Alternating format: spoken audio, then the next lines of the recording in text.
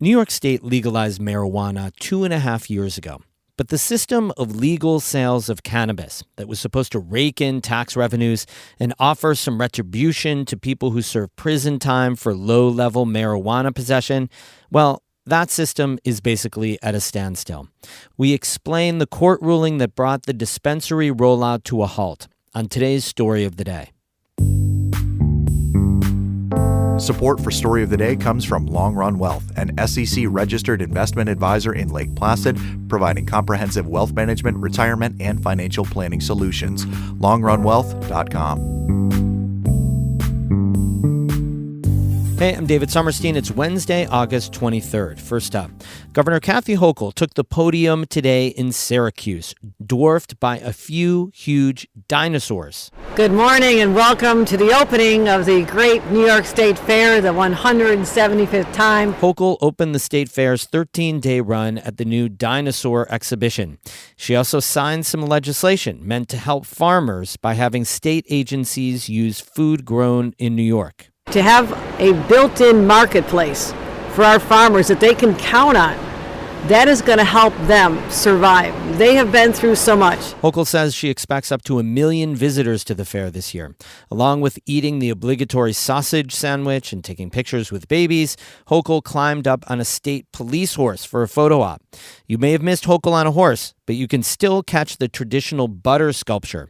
It was unveiled yesterday, and it's there through the fair. It's 800 pounds of pure butter, and it's titled Dairy Every Day is a Healthy Way, Keeping Kids' Health on Track. It depicts a train being conducted by a cow, carrying passengers fueling up on dairy foods. For the 21st year in a row, the husband and wife sculptor team of Jim Victor and Marie Pelton made it. It took 11 days to complete. Fair officials brought in Dr. Keith Ayub, clinical professor emeritus at the Albert Einstein College of Medicine, to talk about the health benefits of dairy foods. He said 1 glass of milk has 13 essential nutrients. And it provides 7 of the 14 nutrients that are necessary for early brain development. All that butter used in the sculpture isn't going to waste. At the end of the fair, the remnants of the butter sculpture will be broken down and recycled into renewable energy at a dairy farm in Genesee County. The new guy in charge of the fair is a Jefferson County man. Sean Hennessy, who'd been an interim director for the last year and a half, has taken the reins on a permanent basis following a nationwide search. Hennessy says he has a vision for the future. Stabilizing the buildings, making sure that there's longevity there, but also making sure that people that come to the fairgrounds feel included, regardless of their background, their faith, their ethnic background, whatever that they may feel is them. I want them here, and I want them to feel welcome. Hennessy lives in Black River in Jefferson County. He served on the county's Board of Elections for several years. The Great New York State Fair is open every day through Labor Day.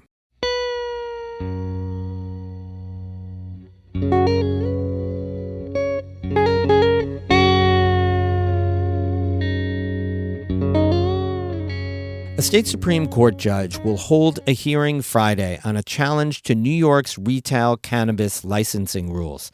The challenge has brought the state's troubled recreational marijuana rollout to a halt. Karen DeWitt has more.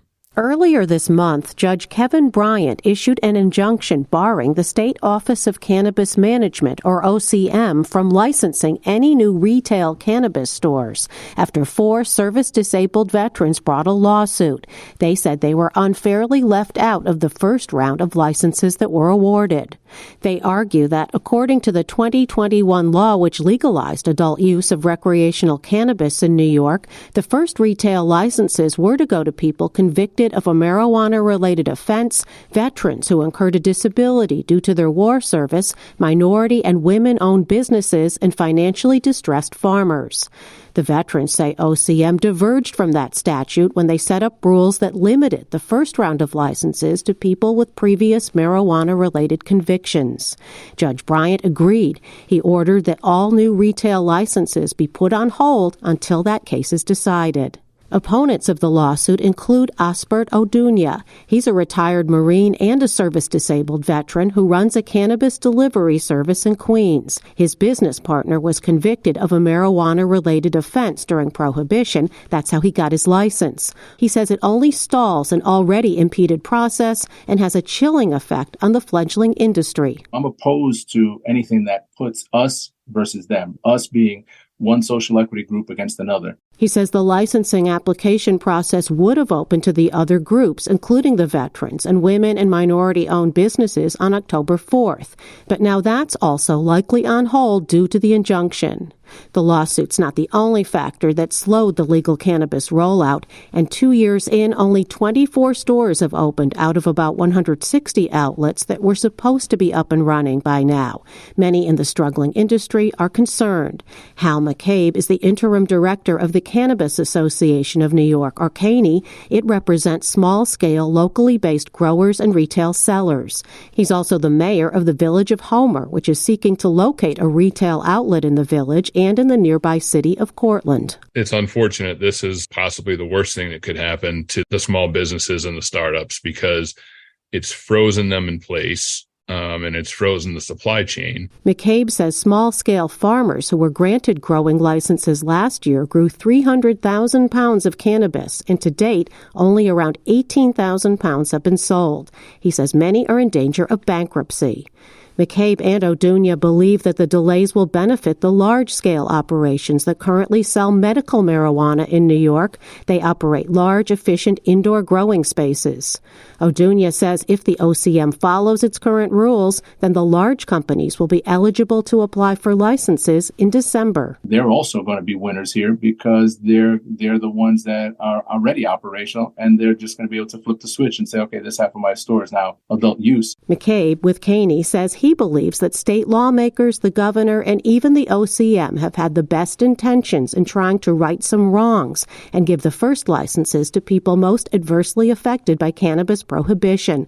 But he says so much has gone wrong. We have all the time, all the money, and the market, and the experience of all the other states who have gone before us to lean on. And we've still managed to screw this up. McCabe says, meanwhile, an estimated 3,000 illegal, unlicensed cannabis dispensaries are thriving. In Albany, I'm Karen DeWitt. Before we say goodbye, let's make a quick stop to last weekend's Woodsman's Field Days in Boonville.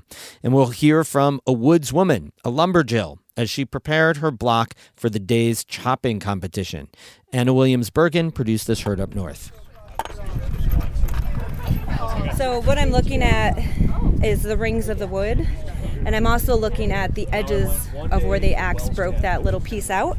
My name is Julie Miller. I'm from Branchport, New York, and I'm competing in the Boonville Lumberjill Woodsman competition. White pine is what we're chopping today, and the knots of a white pine are very, very hard. To put an axe into it will actually ruin our axes, so we avoid those with all of our ability. What I'm going to do is kind of line it up with the end. Because of these knots, most of my chopping space is in between here, so I want to make sure that these are as far away from my axe as possible. Just going to push a little bit more. This is going to end up being my backside. It's a little softer. If you think about cutting, you're strongest in the beginning, and then as you peter out, as you keep on chopping, you put your softest wood on the backside. One of the other things that we can look at to kind of see how the grain of the wood is and where some softness in the tree may be is actually how the chainsaw cuts it. If the end kind of looks a little fuzzy, it tends to be softer, and you can kind of see the difference here where this is a little more fuzzy, where it's a little tighter here with the chainsaw cut.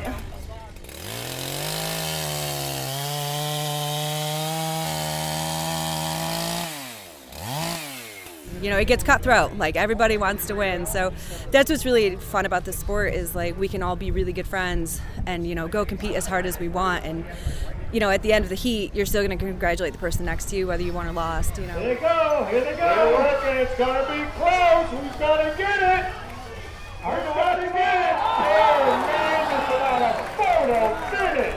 Wow. That was lumberjill Julie Miller from Branchport, New York, at the Woodsman's Field Days in Boonville last weekend. Anna Williams-Bergen produced this Heard Up North. We have more news all the time on our website, ncpr.org. Music today by Danny Thomas of Canton and Evan Veenstra of Gananoque, Ontario, our neighbor to the north. I'm David Summerstein, North Country Public Radio.